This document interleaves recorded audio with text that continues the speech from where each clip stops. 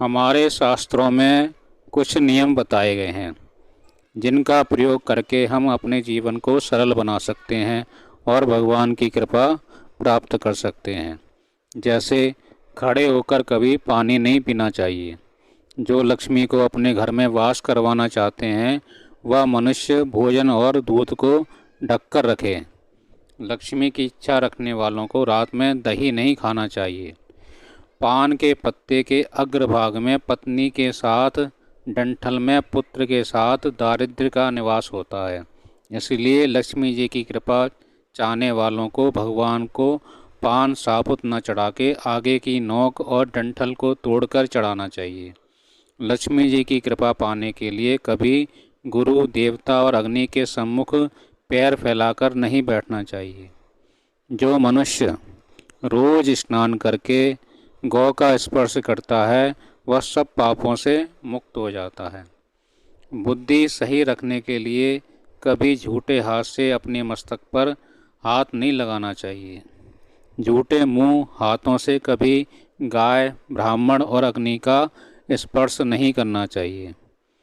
कहा गया है शास्त्रों में, कुत्ता, मुर्गा, चांडाल ये तीनों स्पर्श होने के बाद, नहाने के बाद ही शुभ कार्य या पूजा पाठ के लायक हम बनते हैं। इसलिए कभी इनसे स्पर्श हो जाओ तो नहाना बहुत ज़रूरी है। घी में लक्ष्मी का वास होता है, इसलिए घी को झूठे हाथों से नहीं छूना चाहिए। अपना घर बनाने से पहले उस भूमि पर गाय और बछड़े को कुछ दिन या एक दिन रखने से वह भूमि शुद्ध हो जाती है। ब्राह्मण के पैर हमेशा शुद्ध माने जाते हैं, इसलिए ब्राह्मण का आशीर्वाद पैर छूकर लेना चाहिए। श्राद्ध, व्रत, दान, प्रतिष्ठा या देव पूजन के लिए तुलसी पत्र बासी होने पर भी 3 रात तक पवित्र रहते हैं। गोधूली समय होता है शाम का समय, जिस समय गाय वन से घर को आती थी। इस समय जो मनुष्य गौ के खुर से उड़ी धूलि को सिर पर धारण करता है वो मानो तीर्थों के जल से स्नान किया माना जाता है और सभी पापों से छूट जाता है। इसलिए गाय की धूलि को हमें मस्तक पर धारण करना चाहिए।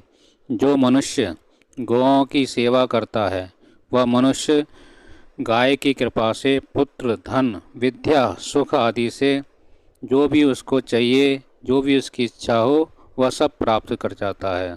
शास्त्रों में कहा गया है, बिल्ली, मुर्गा, बकरा, कुत्ता, सूअर तथा पक्षियों के पालने वाला मनुष्य नरक में वास करता है। इसलिए इनकी सेवा घर से बाहर करो तो अच्छा है, घर में ना इनको पालें। यदि कुत्ते, सूअर और मुर्गे की दृष्टि देव पूजन या श्राद्ध तर्पण और ब्राह्मण भोजन करते समय पड़ जाए तो वह कर्म निष्फल हो जाता है, उसका फल नहीं प्राप्त होता। ये एक छोटे छोटे नियम हैं जिनका पालन करने से हमें बहुत ज़्यादा फायदा होता है। जय श्री राम।